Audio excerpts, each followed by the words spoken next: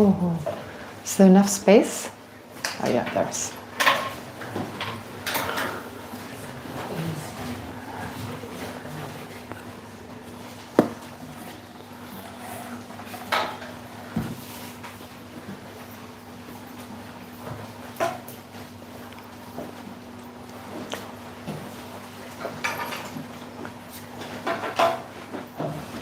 Maybe you can sit three. Is it too much to ask for 3 people to sit together?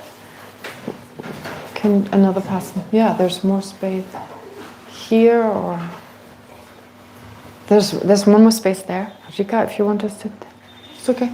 Okay. All right. Okay, let's do the prayers first.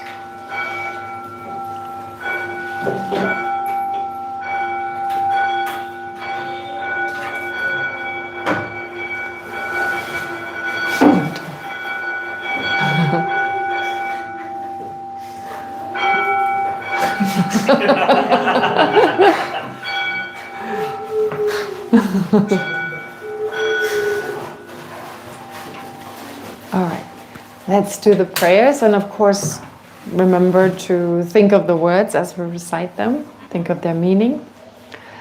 Until I reach enlightenment, I take refuge in the Buddha, the Dharma, and the Supreme Assembly. By accumulating merit and wisdom through generosity and the other perfections, may I attain Buddhahood for the benefit of all sentient beings. Until I reach enlightenment, I take refuge in the Buddha, the Dharma, and the Supreme Assembly. By accumulating merit and wisdom through generosity and the other perfections, may I attain Buddhahood for the benefit of all sentient beings. Until I reach enlightenment, I take refuge in the Buddha, the Dharma, and the Supreme Assembly. By accumulating merit and wisdom through generosity and the other perfections, may I attain Buddhahood for the benefit of all sentient beings. May all sentient beings have happiness and the causes of happiness.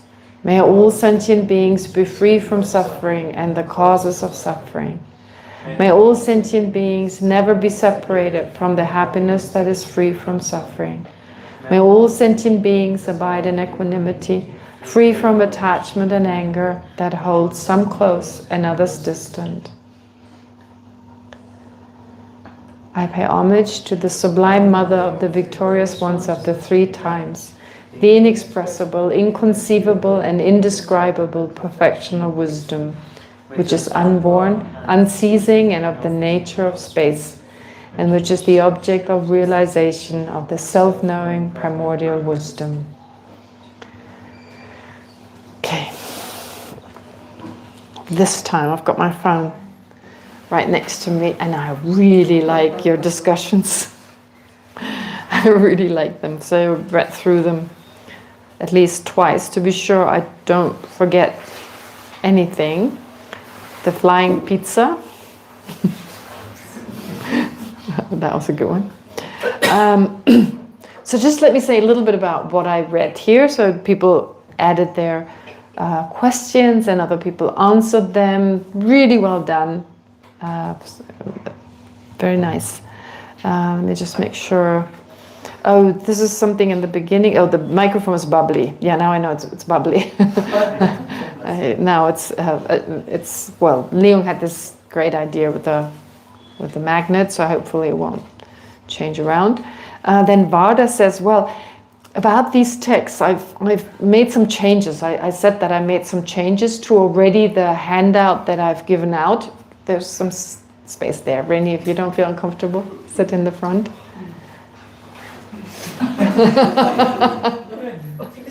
Oh, there, yeah. So Varda is asking whether I give you new material, and sometimes I make changes. So she asked whether I could mark it, and I was thinking, why would she ask that? Well, I guess because she printed it out. If you printed it out, of course, then with additions, it makes it a little more difficult. So I did highlight the red bits that I'm going to send to you soon, and then you have the red and you see what's been added for those who printed it out. I'm still working on it right now, before sending you the first 70 pages again, I'm just going to add a few pages. So you've got a little bit more plus some changes, and these changes are going to be read then. But it's about a page, so it's difficult to just scribble it in between the lines because it's a lot. Okay, then Jimmy, I have a question. Are sentient beings the result of ignorance? If yes, then getting rid of ignorance. How come we do not get rid of sentient beings too? They kind of are the result of ignorance. It's not wrong, right? I mean, we are sentient beings. The word sentient being, it's a really nice translation from the Tibetan word, which is simchen. Simchen. So simchen means having mind. Those who have a mind. Now, that's just the etymology, that's just the meaning of the word. It's not saying anyone who has a mind has to be a simchen. That's just what the word means. We've had that during the first course, for the first term. I said sometimes the words, for instance, what is it? Lake-born is a word for lotus. Lake-born is a word for lotus. But that doesn't mean that every lotus is born from a lake, and whatever is born from a lake has to be a lotus. The words can explain certain things, but we shouldn't get hung up on every syllable and try to explain the meaning of something based just on the words, right? So for the word, that applies to lotus, the Tibetan word for lotus. But also here, having a mind doesn't mean you have to be a sentient being, because sentient being means a non-Buddha. Anyone who is a Buddha is not a sentient being, and whoever is a sentient being is not a Buddha. Those words are usually used, to distinguish, of course, between an enlightened being and someone who's not. And just because Buddha, of course, has a mind, so is a Buddha a sentient? No. And therefore, why are we not Buddhas? Because we have ignorance, because of our root misconception. That's our main problem. Okay. All right. What else does he say? So in a way they are, but that doesn't mean you get, if you get rid of ignorance and its imprints, you get rid of sentient beings because they all become Buddhas. But it's not like you destroy them so they're no longer, like the continuum is severed. That's not what it means. It's kind of like when His Holiness says how best to destroy an enemy. Make them your friend. So you're not literally destroying them in the sense, you're just transforming them into a friend. So likewise here, by removing ignorance and whatever residues, whatever is left on the mind, the imprints from ignorance, when you remove these, then you become a Buddha. So you're no longer a sentient being. Okay, so in that sense, but you're not actually killing a sentient, yeah. Okay. All right. Then, Manu, if there's no objective reality, why don't I see a flying pizza in the room? Surely all our perceptions of reality are distorted reflections of some underlying objective reality. That is such a common doubt or common question that arises naturally. When we first learn about the Dhamma, when we come to the Dhamma, we come to Buddhism, we believe there's this objective world out there, right? I think we can all agree we believe that. And despite us using proverbs like beauty lies in the eye of the beholder, you heard me say that many times, we say that, beauty lies in the eyes of the beholder. And still we feel someone who dresses in an unusual way, oh, they got a funny taste. Ooh, like these curtains, or what were they thinking? They have such bad taste, right? Actually, beauty lies in the eyes of the beholder, but from deep within it seems there's a right way to dress, there's a beautiful way to dress, and there's an ugly way, or there are ugly curtains and beautiful ones, and so forth. So that's how it feels. There's objective reality out there, right? Get in touch with that. There's something there. We feel that way very strongly. Even though we say certain things, yes, but nevertheless, that's just intellectually. From deep within, that's how it feels. And the different philosophical schools that we study as part of Buddhist study, So Vaibhashika and Satantrika, we start usually with them, especially the Satantrika.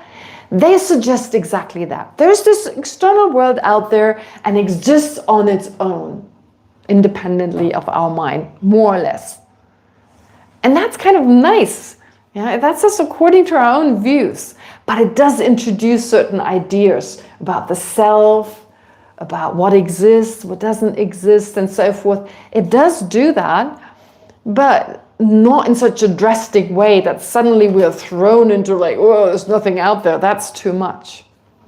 And then slowly we get used to the idea that it's very much the mind that determines whether something exists or not, and so forth. There's still a seat right in the front, if you don't mind. Okay. So therefore, we hear now the opposite.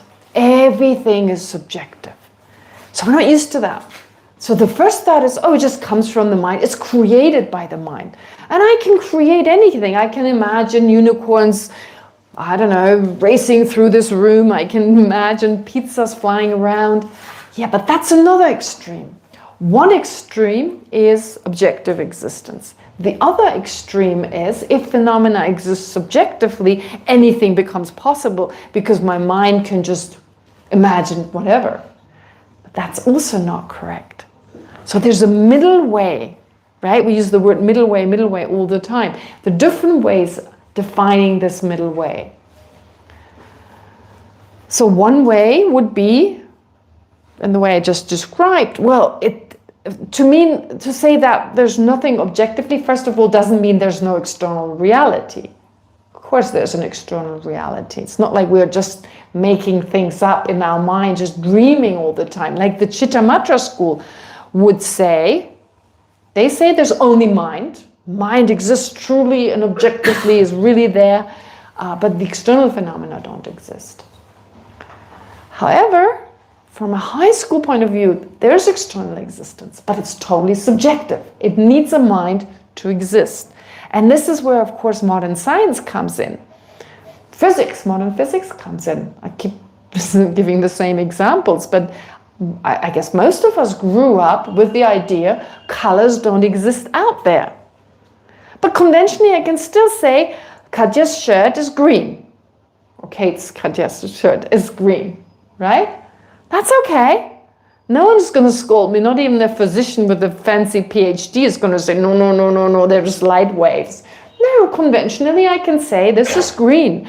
But there's certain light waves. And so based on them, unless I had this brain, and most importantly this mind, the brain doesn't see green. The brain just enables me to see green. What experiences green is my consciousness, my unconsciousness. So I need a consciousness to perceive green. I need an ear consciousness to hear sound. They're pressure waves. What we perceive as sound are actually, what's out there are pressure waves that interact with our eardrums, right? The vibration of these pressure waves, whatever that exactly happens, I'm not sure, but anyway, whatever happens, and then we can hear the things. And it's again, the brain doesn't hear it. The brain facilitates us hearing sounds, but it's really the ear consciousness. And still I say, oh, there's this beautiful music coming from over there. Conventionally, that's okay, but there's certain rules. It's not like we're making things up. That's not what it means to subjective existence. For instance, if I create purposely suffering in someone else's mind, then that suffering will be experienced by my mind.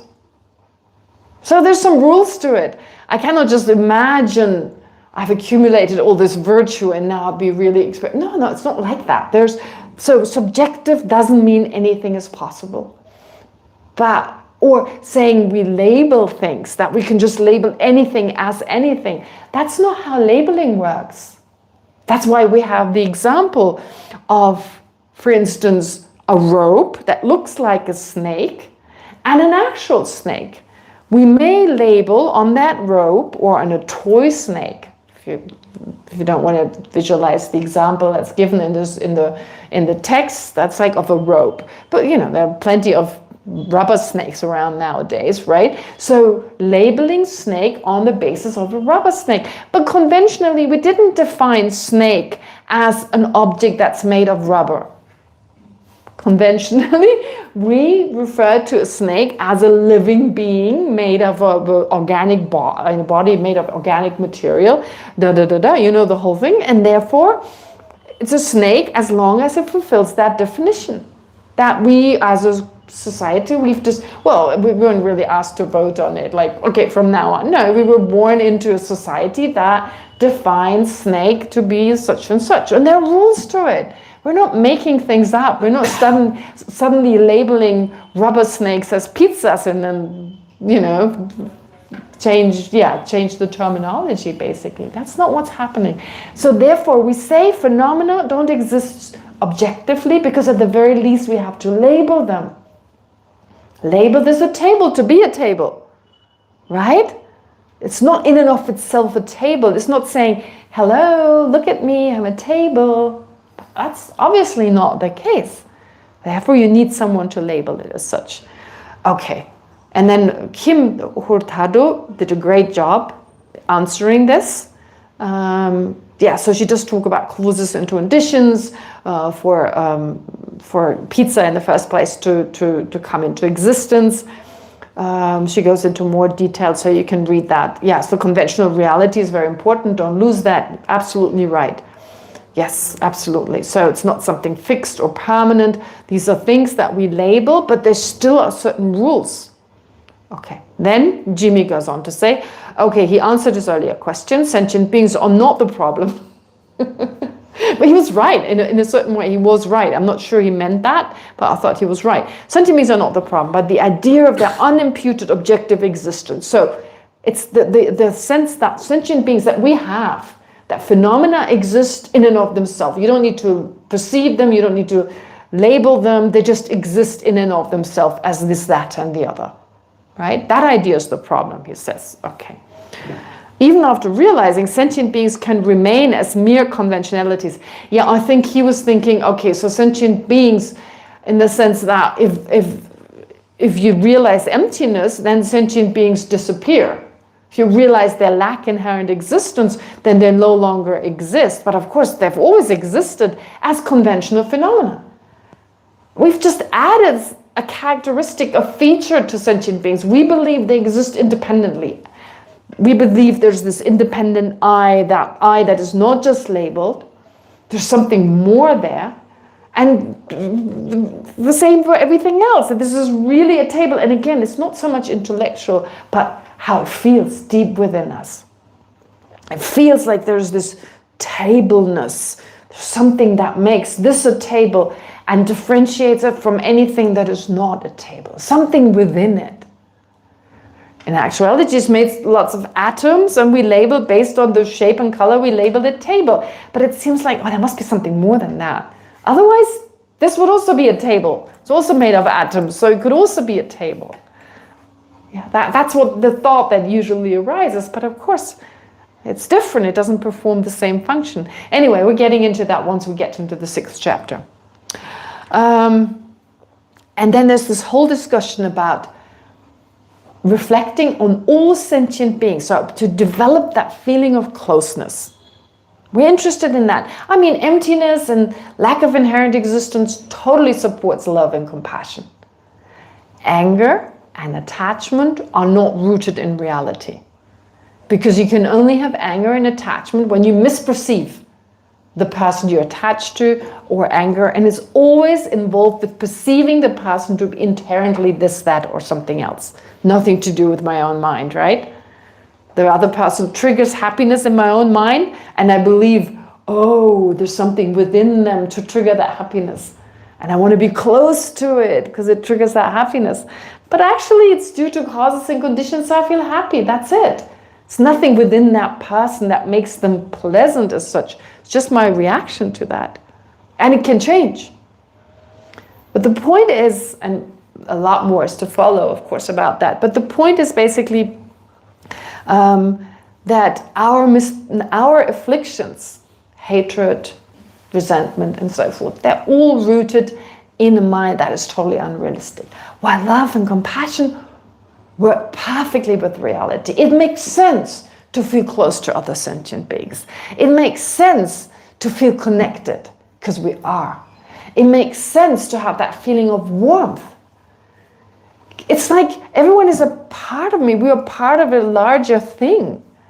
Wouldn't it be absurd if my right hand now refuses to help my left hand when it's itching? No, you're over there. I'm doing my own. They're connected. It doesn't make any sense. Or my left hand, if you say, oh, this left arm is so beautiful, and my right hand going, ugh, getting jealous? It's kind of like you're connected. I mean, it sounds so bizarre, doesn't it? But that's how we are. We create this separation between ourselves and others. And I'm not going to help that person, but we're connected. That's kind of like, you know, you have food poisoning in this arm and your right hand is not taking care of it. The right arm is going to be destroyed. Yeah, if other sentient beings, if somehow everyone's going to die, sooner or later we're going to die. Yeah, to take it to such an extreme. So this connection, we have to feel it. And we don't feel it, especially nowadays in the modern world, because not only do we have an innate sense of separation, but because of our emphasis in modern countries on the self, be different, we are creating more of a distance. And we don't feel that connectedness any longer. And guess what? We feel lonely. Oh, there's just me, right? Others have a good time. I don't have a good time. My right hand is a good time, but my left hand isn't. It feels lonely over there. It's ridiculous if you know, use the... I mean, actually, I should be so happy if everyone is happy around me. But if they don't make me happy, I feel lonely. Right? That's what it's like. So this connection, we have to create this connection in whichever way we want to do it. I mean, we could be realistic, we could be unrealistic. Right? Well, here it's actually realistic. We think back in the past. We've lived since beginning this time. All right, let's even not mention the reincarnation. Let's just assume there is reincarnation. But our mind has always existed. The mind can't be destroyed. Just as physical objects cannot be destroyed, they can only transform into something else physical. The same is true for our mind. And therefore, our mind must have always existed. And we've existed in different ways in this world. We've been anything to anyone. Been our mothers over and over again. Then with the mother thing. Okay, of course, in the past, if your mom didn't chew your food before putting it in your mouth, that sounds pretty gross. But that's, you know, there was no baby food. So your mom had to wipe your behind probably with her hands or pick some leaves and, you know, keep you dry and healthy and fed. So much more work than it is nowadays. It's still a lot of work, but I guess it was even more. All these dangers lurking everywhere. So that's why they chose the mother, I guess, because it was such a huge job, like protecting you really one day out in the cold in Tibet, baby done, right? So the point is therefore this incredible love we were given by that particular person. But you don't have to use a mother. You can use anyone who's been once so close to you. But then the argument is, but anyone has also killed us. Anyone has been, you know, murdered us, tortured us. That's true. But that just creates more of a distance, and that's, of course, our problem. And many of you made this argument. I mean, it doesn't help. It doesn't help.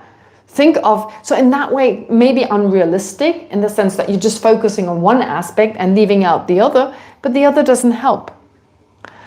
But then, many of you said that. Then Jimmy makes this argument, which is really interesting. He's like bringing in karma. Maybe I'll mention that first. He's like saying, yeah, but all sentient beings being kind to us at some point, that's really maybe my karma.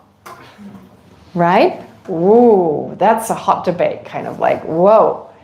But this is the question now.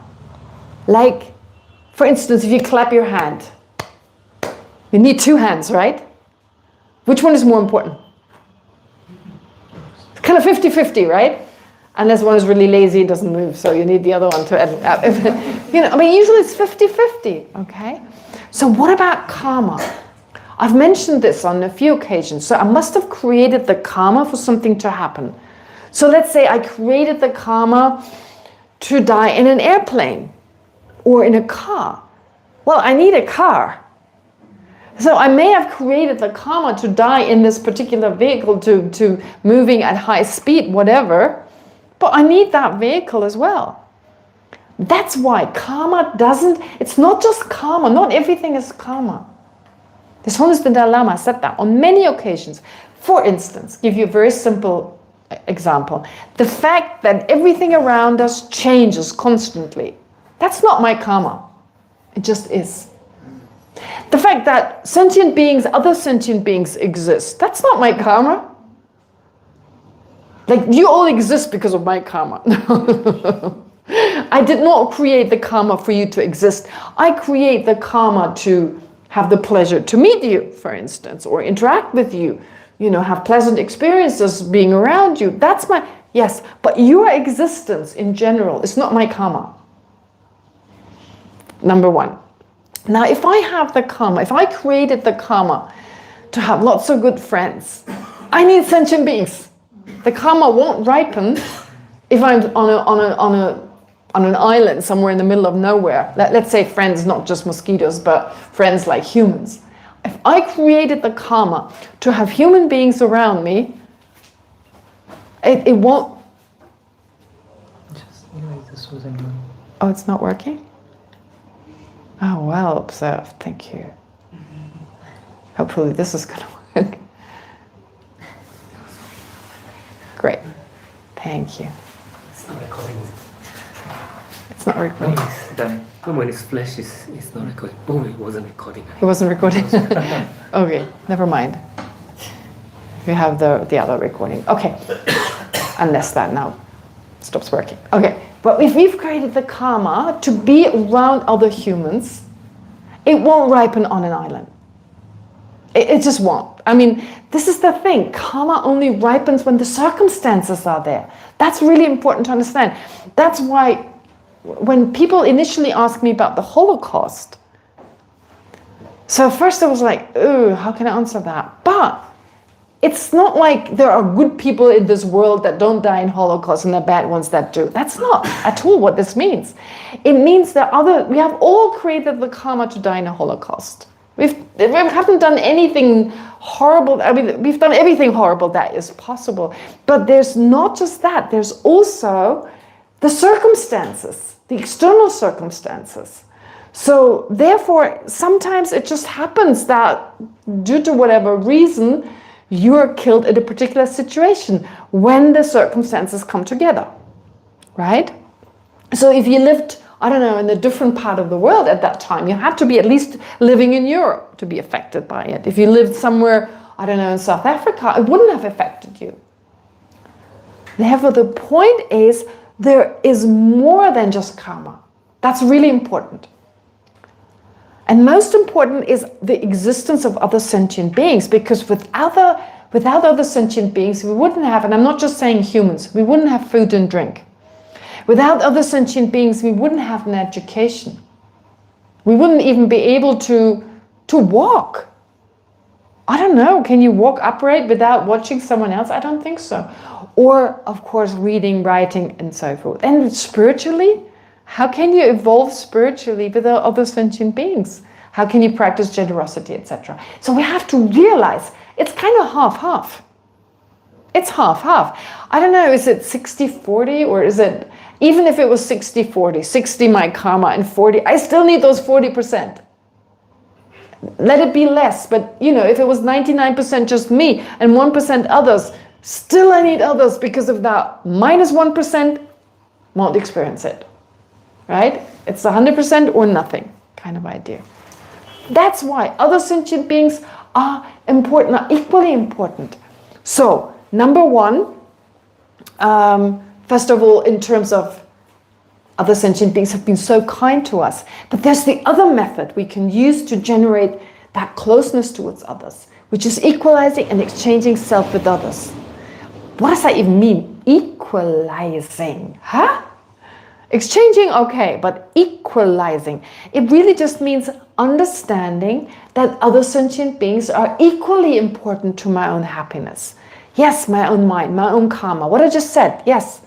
But Equally, if I didn't have sentient beings who provided me with the food, I could have the best karma for food. I wouldn't get it, right? You're not going to get sausages if they don't grow on trees. I'm not even talking about the insects, but just, if I had the karma to enjoy a wonderful sausage, I happen to live in the world where sausages just don't grow on trees. So I need other sentient beings. See what I'm saying? So basically, I can take it to anything I'm enjoying right now. It needs other sentient beings. Insects, of course, as well, for anything to grow. And so on. But usually it feels like it's only me. I'm the only one looking after my own happiness. If it wasn't for me, no one would cherish me. I'm cherishing myself because no one else does. That's our logic, usually. Not that logical, but it feels pretty logical. So I'm more important for myself. So that's why I have to cherish myself more than anyone else, because my happiness only I can guarantee. But that's not true. It's kind of, without others we wouldn't have it. So therefore we should divide it up. I'm not even saying cherish everyone and neglect yourself. Not at all. That's not going to make it. That's not going to help. But logically, it makes sense to first understand we need others just as we need ourselves. Very important. Spiritually, on a worldly level. And then to exchange means, instead of focusing on only my well-being, I exchange that. I now focus on the well-being of all sentient beings. And since I'm only one of so many, I'm a little bit more busy with others, obviously. Right? I mean, looking after 10 people and you're just one of them, the 9 others get more attention. That's why you put a lot of more emphasis on others. And then Bernd wrote something really nice. I really like that. What did he say? I really like that. He really put it into practice. Where is it now? About the mosquitoes and stuff. Let me just look for it. The first time I said hello, mommy, to a mosquito, a fruit fly, or a cockroach, I really had a laugh. I totally get that, right? That's like, what's going on? But it did its job. The most important point is it actually helps because you change your attitude. Suddenly you feel sentient beings to have that closeness. You create that closeness that previously you never had. Being a mother made me laugh when having to... So being a mother made me laugh when... Or maybe it wasn't Bernd who said that, being a mother. Right? Being a mother. Made me laugh when brushing my teeth for all sentient beings. Suddenly I felt myself warm-heartedly helping my child to brush its teeth, which actually was one of the politicians whose actions annoy me most. When you think of the politicians, it's like, it's like, ugh. And that really harms us. That's so stressful. We don't realize.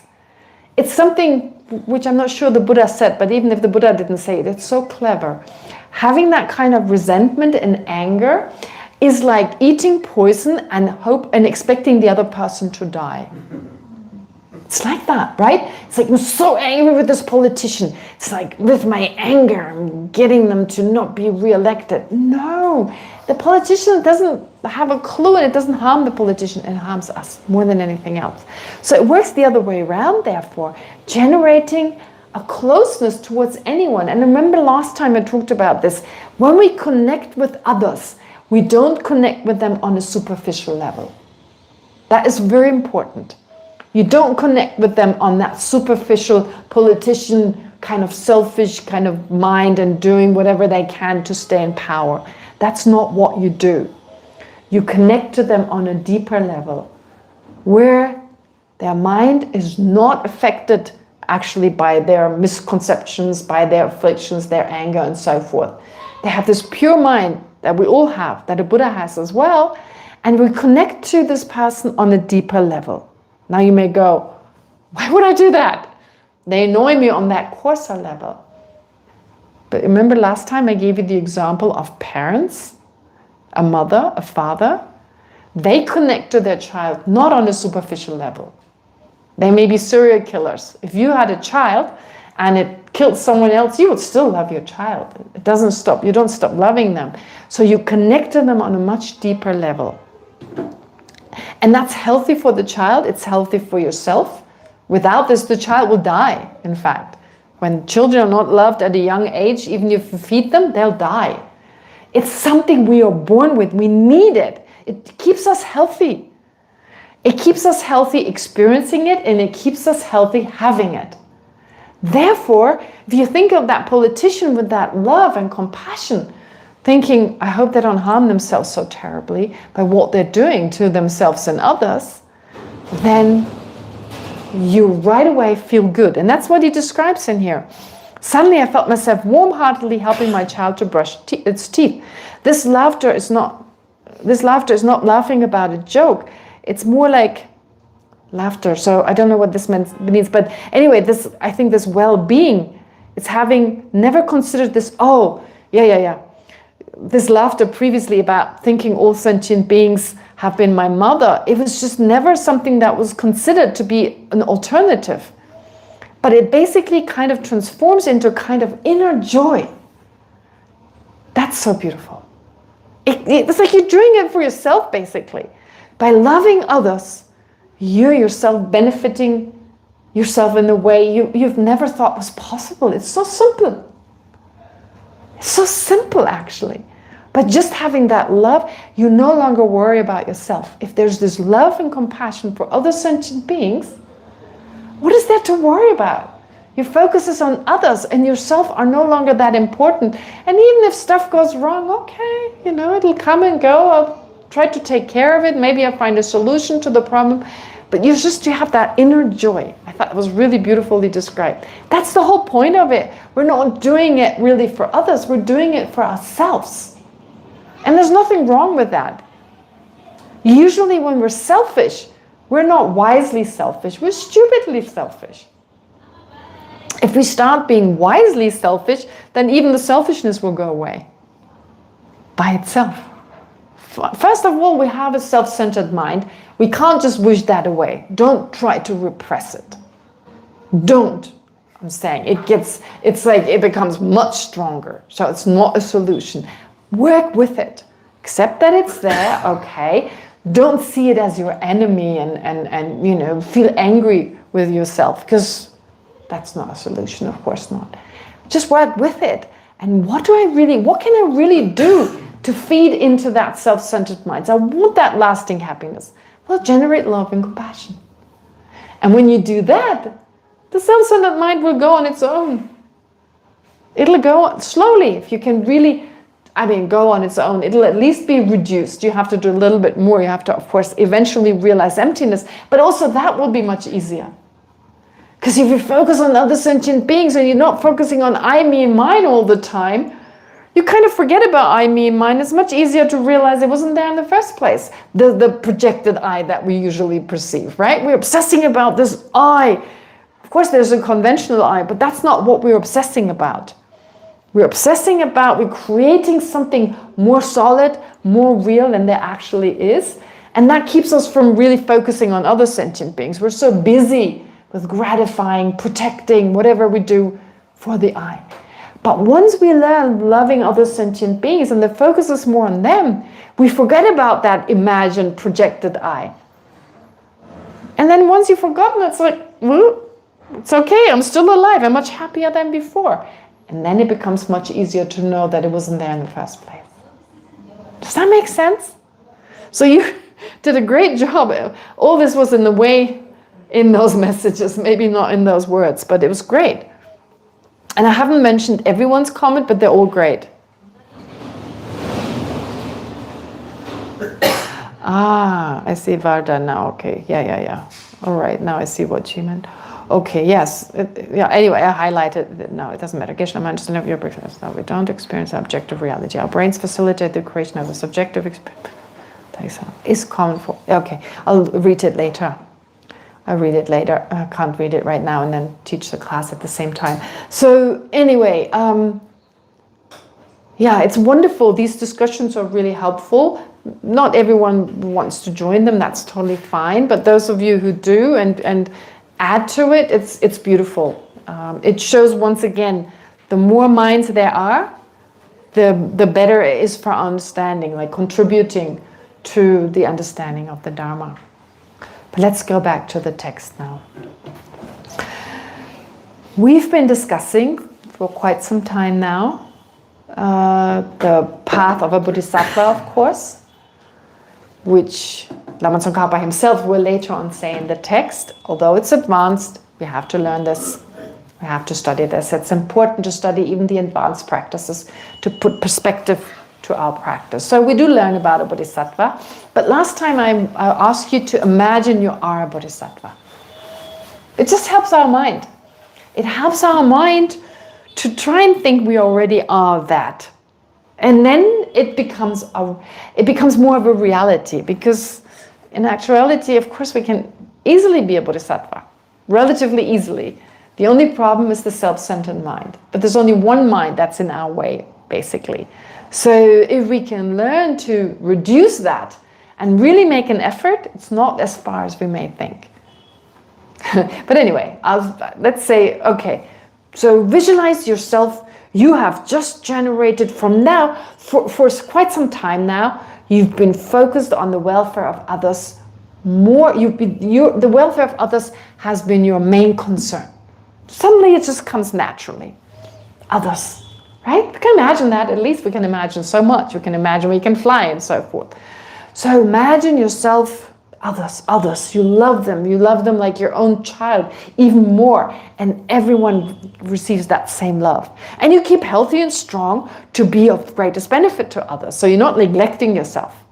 The opposite. You look after yourself in a way that is not self-obsessive, but that is beneficial to others. All right. But then you realize, right now, there's very little we can do. We can't even help ourselves properly. We need to become enlightened. We need to actualize our fullest potential, which is just another way of saying, get rid of the stuff in our mind that's not in the nature of the mind. Get rid of these restrictions that we created ourselves. Our mind created itself. Okay, and that is really wishing for Buddhahood. Now, want to become a Buddha. You want to become a Buddha for the benefit of all sentient beings. You may also want to become a doctor one day and whatever, but that's only secondary. I mean, you can still, of course, you have to probably work and do certain things, and you can. But your main goal is to become a Buddha. That's now. Think, imagine. You can all imagine now. Now that's all I want. That's my main goal. That's all. My life is dedicated towards that. Right? Okay, now you enter the Mahayana path, or the path of the universal vehicle, as I prefer to call it. So you enter the Mahayana path. By definition, you've got bodhicitta. Well, first it was contrived. First it was kind of a little artificial. But then, because you got so used to it, now it's spontaneous. It pops up all the time. While you're buying veggies, while you're walking around. You're doing everything else. But it's always popping up. Other sentient beings, just as now, as like ordinary beings know in the past, when we were ordinary, I, me, and mine popped up while we were buying veggies and so forth. We're very good at multitasking then. Well, we can do it now that we're bodhisattvas. Really think, you've got that mind that is so focused on all sentient beings. And it's limited, and you're not going to, go out of your way and try everything to help just one person. You may do that in some cases, but that's not required of you. What's most important, if you can, that's wonderful, but to develop your mind, that's most important. So to feed someone temporarily, yes, if you can give something to the beggars, by all means do. But our goal is long-term, to help others in the long term. Yeah, so don't get me wrong, I'm not saying just close your door and don't do anything, just meditate. We have to accumulate merit as well, positive potential, of course. So we need to help other people, but also focus on developing our mind. Okay, and so once you're on that bodhisattva path, on that universal vehicle path, the path of accumulation, now you want to move on, you want to proceed. How many levels are on the path of accumulation? How many sub-levels does the path of accumulation have? 3. Small, middling, big. Not difficult to memorize. Yeah, some of the levels have complicated names, but the first level has no complicated names. Small, middling, great. What do you do on the small level? Well, you want to take the bodhisattva vow, for instance. You take the vow, making that extra commitment. Psychologically, it's just helpful. Okay, take the vow to now act like a bodhisattva. So to not just wish to become a Buddha, but by taking that vow to, now you know you made that promise, so now you work even harder. You do that on the small path. But you also need to focus on emptiness. If you've not done so earlier, you may have done so before you entered the path, which is encouraged. But let's say you haven't. Now you need to understand emptiness. You need to focus on emptiness. All right? You need to go through the reasonings. In particular, because otherwise we won't just, unless you realized it in the past, that's possible. If you already realized it in the past, it's just a matter of remembering it. Yeah? But if you haven't, then just go through the reasonings. Right? Does it make sense that phenomena exist that way? Think of the eye. It's pretty straightforward. It's not that difficult. We can do that right away. Whether we understand emptiness or not is a different matter. But where's that eye? We never questioned. That I perceive, that I that I misperceive. I'm not talking about the existent I. I'm talking about the ones that we project in our mind. Where is it? We're going to look for it somewhere here where my body is, not over there, that's for sure. Where exactly is it? So the thing is, the more you look for it, the less clear it becomes. Isn't that right? Previously, I felt very strongly, oh, it's right here, it's here or there. But then when I look for it, it's not there. A lot of people feel it's either in behind your eye, somewhere here, or in the middle of your chest, right? No one says it feels around my knee somewhere. No, it doesn't feel that way, or my elbow. It's usually, or in my belly. Those are the three places. But when you think about it, it's not like you feel like, if you feel like it's here, then it's almost like you would always look up to the head, because you'd be here. The eye would be here. So you'd be always looking up, the neck. So the eye is here, so you'd be always looking up to the head, right? It's here. Or if it's down here, be looking up at the heart. But that's not what it feels like either. Sometimes it seems to be here, sometimes up here, sometimes everywhere. Huh? Sometimes it seems to be the body.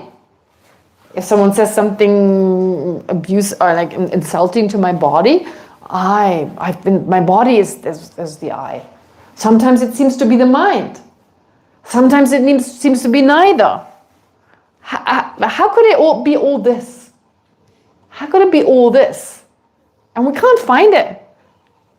We can't find it. The more we look for it, the more evasive, suddenly starts disappearing. Right, well, because it wasn't there in the first place. No surprise there. That this projected I, the one we need to always gratify, the one that needs to be liked, the ones that needs to be popular, the ones that needs to gain, right? There's this very concrete sense of an I, and can't find it. Okay. So therefore, that's what once we are on that level, we really need to spend some time, use reasoning, use logic, impossible. And then eventually you come to understand it, even on the small path, you come to understand emptiness on the small level. You have to, because otherwise you can't move on. At the latest on the middling level, you must have understood it. To move on to the middling level, you must understood emptiness. At least this coarse kind of understanding of emptiness. All right, this is where we got to last time. Okay, what page number was that? Pardon? 30. 30, okay, great, thanks. All right, so that's your main job. Bodhicitta and realizing emptiness on that level. Take the Bodhisattva vow, but that's not that difficult. All right. And of course, train in generosity, morality, and so forth. Of course, that's also important. Now you want to move on to the middling level. So, on the middling level, the awakening mind, previously bodhicitta could be lost. Bodhicitta could degenerate. It's possible. In the beginning, you can lose it. You can quickly generate it again, but as I said, just one person that annoys you enough and you're like, no, for them, I don't want to become a Buddha. That's it, bodhicitta gone. But you can really relatively easy. You're already in the habit of generating that mind. I don't think you need to worry too much about it. Once you lose it, you can also generate it again. You cultivate it again.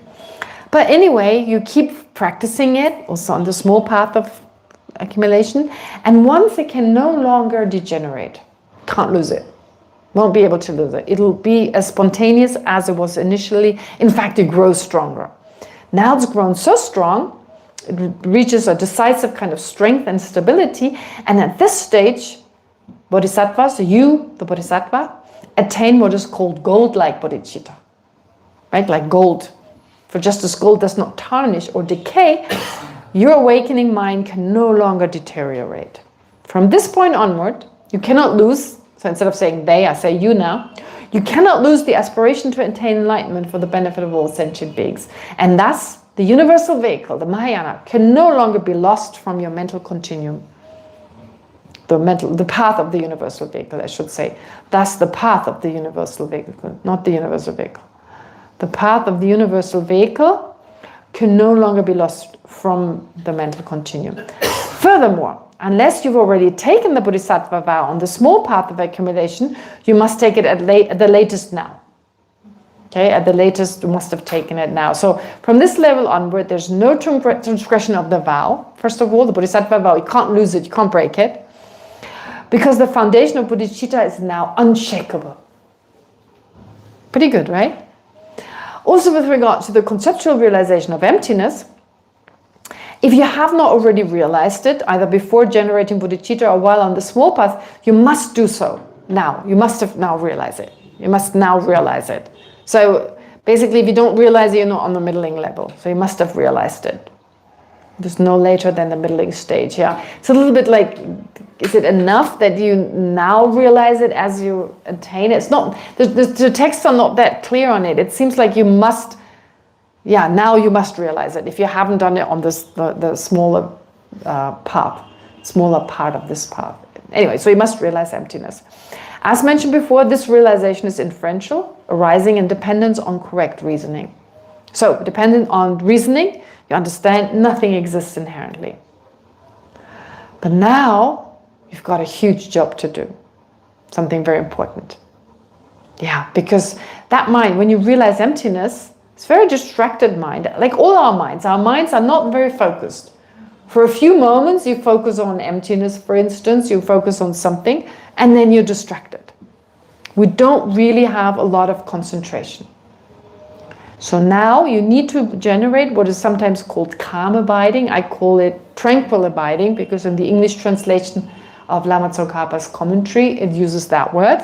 So I don't see any problem with that. So I call it tranquil abiding, which is a mental stabilization that remains single-pointedly focused on an object for an extended period of time once distractions have been subdued. So right now we can't be very focused. But the mind realizing emptiness is supposed to serve as an antidote to our misconceptions. So if you think of our misconceptions being like darkness and the mind realizing emptiness being like a candle, right? If you have a candle, it can light up a room. But this candle, if it moves back and forth the whole time, it can't light up a room. Think of like a windy, drafty room.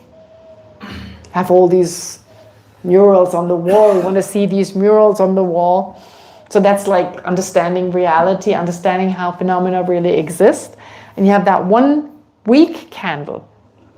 Initially very weak. That's your understanding of emptiness. And because there's no focus, candle moves back and there's no, it's not going to work. It's not going to do anything. Similarly here, once we understand emptiness, yes, we have that understanding, but it's just for a few seconds and we're distracted. Whereas our misconception is so focused. Have you ever noticed when you're really angry, you're so focused? Right? Hi, Natalia. Yes, of course, please.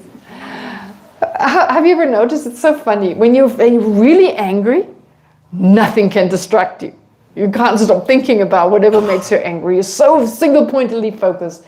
We can do that with our misconception. Of course, the misconception is active here because it couldn't have, we may not be aware of it, but we perceive this person to be inherently bad, and their action is intrinsically bad, and they have intrinsically harmed us. You know, everything seems to have nothing to do with me labeling this, that, and the other. It truly is.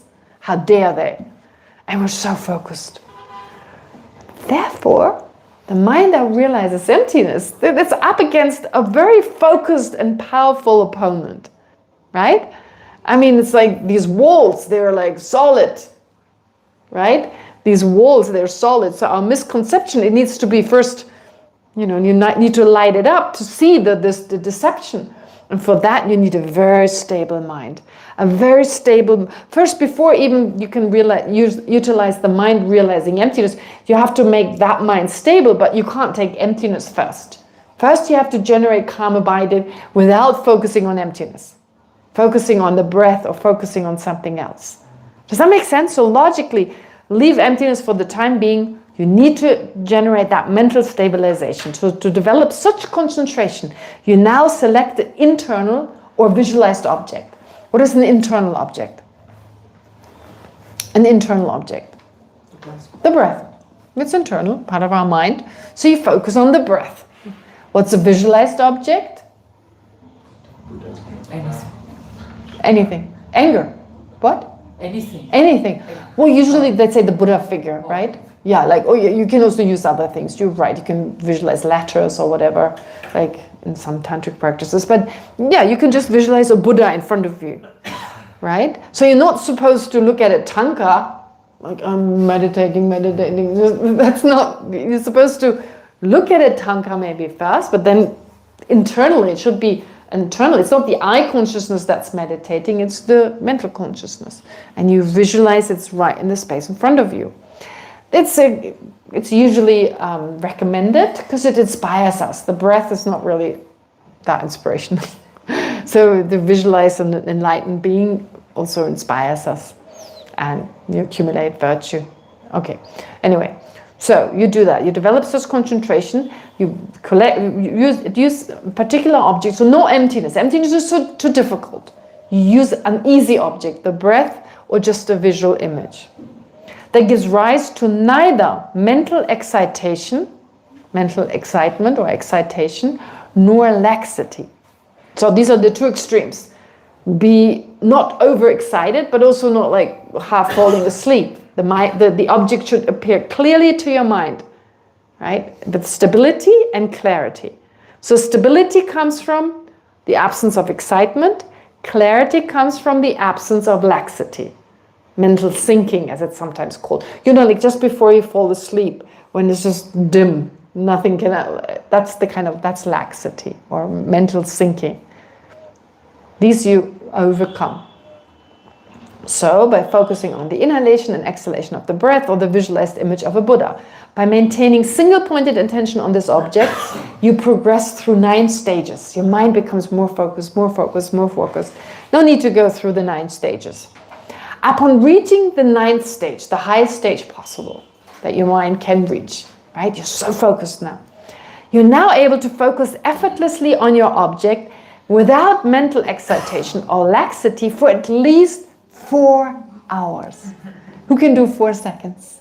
Right? Right now it's like for 4 seconds to be single-pointedly focused on an object without excitation, without excitement, it's really hard. I mean, 4 seconds maybe we'll manage, but 4 minutes already stretches it. But the good thing is, the mind, everything we do gets easier through familiarity. Okay. But this is not enough. These 4 hours are not enough because something else happens. It's not sufficient because tranquil abiding is only attained when the 9th stage is joined with a special physical and mental pliancy. The word pliancy means flexibility, right? So for instance, those of you who do yoga, right, any kind of movement doesn't feel difficult. Your body is pliant, it's flexible. You can easily put your left leg and put it behind your nose, not going to be in pain. Versus me, probably tear a ligament or something trying to do it. So it's definitely not pliant. But like physical pliancy, here in this case means through the power of your meditation, you don't experience these little aches and these little stiffness and stuff. It's through the power of the mind. Because the energy now flows smoothly through the body. And even if you sit for long periods of time, it's just going to be really comfortable. And the mind, even more so. I mean, right now our mind, it seems like a monkey, like a wild monkey. You try to tie it to an object and it keeps running here and there and here and there, right? No pliancy, no flexibility. It's like, bring it back. No, it wants to go this way and you can't push it back, can't pull it back. But you generate that incredible flexibility, pliancy, mental and physical. Actually, there's also a feeling of bliss, but I didn't mention this in here because usually it's not part of the definition of this mind. But the point is that pliancy, that's most important. The bliss is not that important. But there's this incredible pliancy, the physical and mental pliancy. Practitioners therefore continue in their meditation until they first gain mental pliancy, which makes the mind serviceable. Suddenly you can use the mind in a way that you never could before, dispelling the states of heaviness and inflexibility that prevent it from engaging in virtue at will. Right? I want to be compassionate, but this guy annoys me. It's not going to happen. You can totally control your mind. Not in a forced kind of violent way, but rather in a very gentle and natural way. This is followed by physical pliancy, which likewise renders the body serviceable by pacifying its heaviness and rigidity. So those who attain these states, they say, now you meditate and suddenly it's like, this ache in your shoulder. No reason why. It's not like you have a broken shoulder, but it's like, and then it's the knee, and then it's something else, and then it's like, when can I lie down again, right? That's because we don't have that pliancy. It's because we're trying to focus our mind, and our mind is dependent on the energy in our body. And when you focus the mind in such a way that you force it, then the energy gets stuck in places and you experience pain. Therefore, through continuous meditation, don't keep the meditation sessions too long. Slowly, that will of course reduce until you're able to focus for 4 hours, and then you attain that pliancy, and that pain goes away, that rigidity, that heaviness, it all goes away. And now you can sit easily, right? So once tranquil abiding, so you have these two pliancies, then there's this bliss coming. I didn't mention that here, but the bliss has to subside a little bit because the bliss distracts the mind to a certain degree. But then you have a blissful state, but without getting attached or anything, now you can focus your mind. Isn't that amazing? For 3 hours, it's incredible, especially in the 21st century with so many distractions. It seems very hard. Anyway, so once you have tranquil abiding, now think, you can focus think you can do it. Really think you can do it. We can all imagine that. You can sit there, wow, you don't even know how time passes. So once you attain that, now you need to proceed to develop special insight. Now, your mind that realizes emptiness has to now be combined with that incredible tranquility, because it's all over the place. In the beginning, when you focus single-pointedly on the breath, for instance, and you change to emptiness, the mind will be all over the place again. You're not used to taking emptiness as your object, because it's difficult. The emptiness is difficult. So now you need to bring this ability of focus together with your understanding of emptiness. So what is this special insight? You develop the special insight into emptiness. It's a type of wisdom that perceives its object with exceptional clarity through analysis and focus, distinct from the non-analytical stability of tranquil abiding, right? So what is important is you need to, first you need to generate, actually before taking emptiness as your object, you need to generate an analytical mind that is still single-pointedly focused, but you don't use emptiness yet. You use still the breath or something. Okay, so you don't change the object yet. I got confused. No, you now develop an analytical mind that is combined with tranquil abiding, that is very different to a non-analytical tranquil abiding. Does that make sense? So bringing analysis, previously you just focus on the breath. Now you analyze the breath, or you analyze the Buddha's image and try to bring tranquil abiding and that analysis together. So its development requires initially alternating between stabilizing and analytical meditation. Why? Because excessive concentration disrupts analysis, while excessive analysis undermines stability. So you have calm abiding already. Then you change to, let's say the breath is still your object. You start analyzing it, but you lose your focus.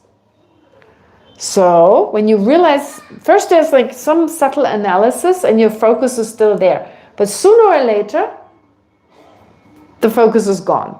Then you stop analyzing. You just focus on the breath. And once you find you're back to that focus, you go back to analyzing. Does that make sense? And you alternate. So for analytical meditation, you may take, for instance, the image of a Buddha or the breath as the object, carefully examining now its features and qualities. You can do that, right? You can analyze the breath, you can analyze the Buddha. When through introspection, through meta-awareness, introspection, you sense excitation beginning to arise, you return to stabilizing meditation, tranquil abiding, focusing single-pointedly on the same object, on the same image, before alternating back to analysis once stability is restored. And if you do that repeatedly, through repeatedly alternating back, forth, you're eventually able to unite, to bring together the stability of tranquil abiding with the discernment of analytical wisdom. You can do that. Your mind can do that. It's incredible what the mind can do.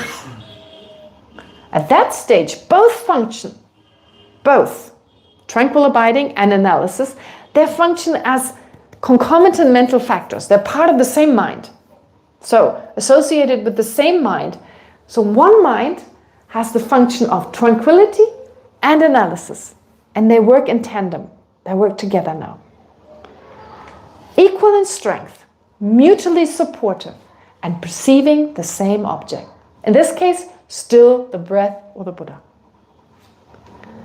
When analytical wisdom strengthened by this union brings about a physical and mental pliancy, again, physical and mental pliancy is induced.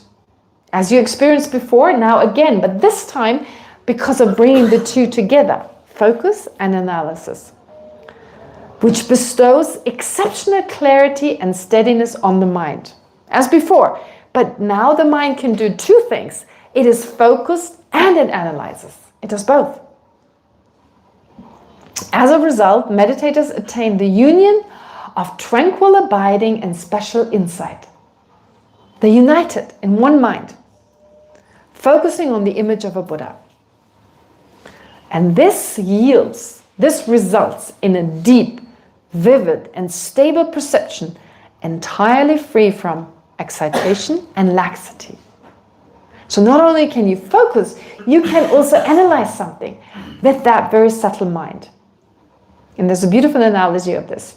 The union of tranquil abiding and special insight can be compared to a still lake. Your mind is like a still lake, beneath whose surface a tiny fish swims carefully without disturbing the calm above.